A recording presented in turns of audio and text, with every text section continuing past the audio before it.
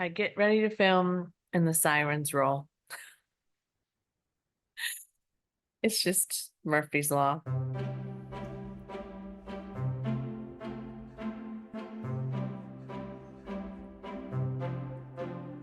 Hi, readers. It's Lori. Welcome back to my channel, Books, Ink, and Paper. The irony of this is that when I looked at this old video that I'm revisiting today, the intro to this old video was that my dogs started coming into the room and clackety, clackety, clacketing their little toenails on the hardwood floor. And I was like, seriously? So today was the siren because I'm in New Orleans and there are more sirens here than where I live for sure, but everything's fine, I'm sure. Today, I'm going to revisit my August 2020 TBR. It was not a pile of possibilities. It says something to the effect that my very ambitious TBR, am I ever going to read all of these? The answer was no. But I actually was surprised when I revisited the August TBR how many books I had read in that month of the list that I had, which was 12. I had 12 books on the list to read. This was right after a readathon that was called the Reading Rush. I don't think Ariel does that anymore, but she used to. Ariel Bassett, maybe? She used to do this readathon called the Reading Rush, and I used to participate in it each year. And so ironically, I'm in a readathon or two right now, right? And adding to this stack on those readathons is kind of ridiculous. Also, though, some of these might fulfill, the ones I haven't read, might fulfill one of the prompts for the deck of TBR-a-thon. So I'm sure that that's a possibility. There is a book of the month in here, maybe two. But I know one of these was a book of the month and I read it. So that's good. So let's talk about what I read August or September or sometime as a result of my August TBR. I got a lot done. The first one is The Introvert and Entrepreneur by Beth Buelow, who is a coach friend of mine. I've known her for a while. But she wrote the book way before I knew her. And once I discovered that this book was written by her and was published, I wanted to read it and I really enjoyed it. Beth is a great coach. She's a great writer. She had a podcast for a while as well. And this one is really about introverted entrepreneurs and how to market yourself, how to show yourself, how to get clients, how to get business when you are an introvert, which I really honestly am. I may not appear to be an introvert to you, and I can extrovert myself into some situations when needed, but my preference is to be alone and be in the quiet and not to have to do a lot of peopling. But I do have to do that as a result of the work that I do. So Beth's book was really amazing and it helped me a lot. And I gave it 5 stars. Sharp Objects by Gillian Flynn follows, what is her name? Camille, who has just been discharged from an institutionalized system for her mental health challenges. And she, I think, was a cutter, which is why it's called Sharp Objects. If I remember properly, she was a cutter. She's a reporter, and she has to return to her hometown because a murder has occurred. And I think her boss is sending her to investigate that. And the last thing she wants to do is to be anywhere near her hometown and her mother, because it's going to really trigger some things for her that are traumatic and difficult, which probably started the cutting in the first place.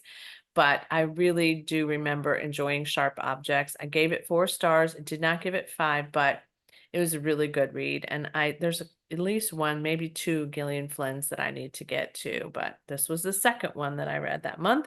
And then The 2-Week Wait by Sarah Rayner was a surprise for me. I really enjoyed it a lot more than I expected. This is a book about a woman who has been struggling with infertility, and she is waiting for 2 weeks to find out if she's pregnant. And I feel like there was another pregnant woman in this book as well, or maybe a woman who had just had a baby. So I remember there being 2 women distinctly, but it's been 4 years since I read this book. But I do remember really enjoying it a lot. I do remember being surprised by it. I wanted to read another Sarah Rayner, which I have on my TBR and haven't read yet, but I gave it 4 stars. So that was a good one. I also read The Last Time I Lied by Riley Sager. I'm a pretty loyal Riley Sager reader, and I can't remember because I'm not at home whether I own this one or not, but I do remember enjoying it. This one is about a girl who returns as a camp counselor to the camp where she used to be as a young person. And as I remember, there were secrets that they were keeping about what happened at that camp. And then some things happened with the young girls that she is chaperoning as well. There's one particular scene that I will never forget, but I'm not going to spoil it for you, but it involves a boat and a body of water. And yeah, I wouldn't mind rereading that one because it's been a while, obviously, and it was really good. So that one I gave 4 stars too. Mexican Gothic by Sylvia Moreno Garcia. I just talked about her the other day because she has a new book coming out.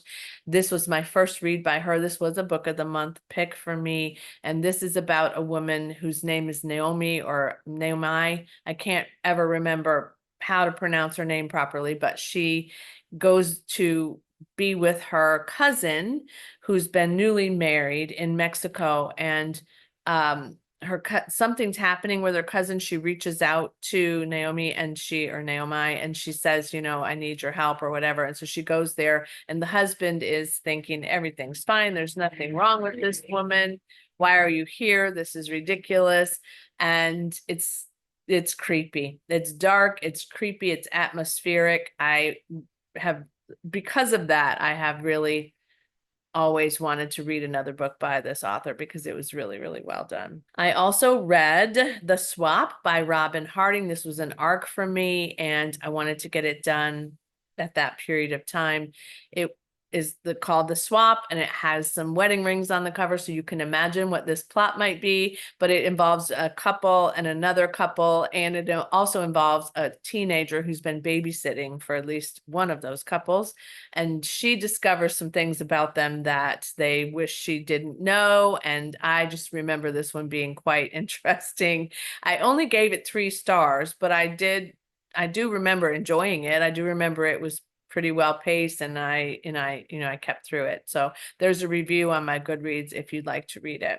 And then also The Tenant by Katrine Engberg I read and gave it 3 stars as well. This was a new author to me too. And Katrine I think she lives in Copenhagen. This book is set in Copenhagen. And it is about a man who goes down the stairs of his apartment building one day and trips over a dead body of a tenant that lives in the same building. And so he calls the police, of course, and the police come. There's 2 detectives.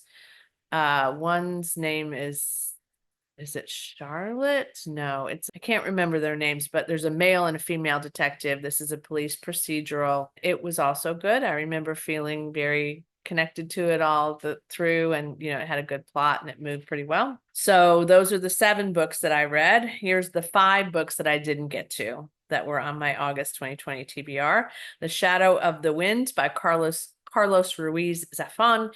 This is a unique book about a bookseller whose father has died, and he's, I think, inherited the bookstore or the books. And he reads this book called The Shadow of the Wind. And he then discovers that I think he wanted to have more of them in his bookstore, and there are no other copies anywhere.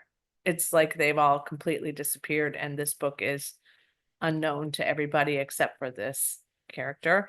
And I don't know why I didn't finish this. I started it once and didn't get to it, and I would like to finish that soon. The next one is The Good Daughter by Alexandra Burt. This is one that my daughter Megan gave me in our Advent book exchange, and I still haven't read it, and that was in 2019. This book is about Dahlia, who she returns to her home because she wants to figure out some things that happened in her past, maybe some things that are coming back as memories. I can't remember for sure, or maybe some things that she just never really thought, why would this have happened to me? But her mother was not the best human in the world. And so she's trying to go back home to Texas, I think, to discover what occurred so that she can have some peace with that. For Ms. Bradwell's is by Meg Waite Clayton. I really like this author. I never got to it, and this would be a good time for me to read that because I'm really into these kinds of family dramas and books about women and relationships, friendships, those kinds of things. So this one is about four women, Mia, Lainey, Bets, and Ginger, who went to law school together. And one of them, and I don't think I know which one, and I'm not sure it tells you in the synopsis, is awaiting a Senate confirmation for a Supreme Court nomination. And something occurs that comes up in their background check for her that involves all four of them from law school. So apparently they go away to get away from all this, and they go to this like lake area or something, and they, I guess, try to figure out what to do, or I don't know, but it sounds good. And Meg Waite Clayton is a good character developer in the books I've read by her for sure. She's written some contemporary fiction, although they're older, in publication date anyway, and then some historical fiction as well. So she's really quite masterful as an author. So I'd like to get to that. Double Indemnity by James M. Cain. I have this in a bind up of 3 novels by this author. And this should be one of my favorite to read. It's quick. I don't know why I haven't gotten to it. It's also a great plot to me. While these were written a number of years ago, this is about a salesman named Walter who sells life insurance, and Walter meets Phyllis, I think is her name, who wants a life insurance policy for her husband. And Phyllis also wants to be with Walter, and Walter wants to be with her. And then he discovers that she wants to murder her husband and claim the life insurance. There's a movie out of this. I have seen the movie, but I have never read this book. And this would be a quick one for me. I probably could finish it in a couple hours, really, because I don't remember it being long.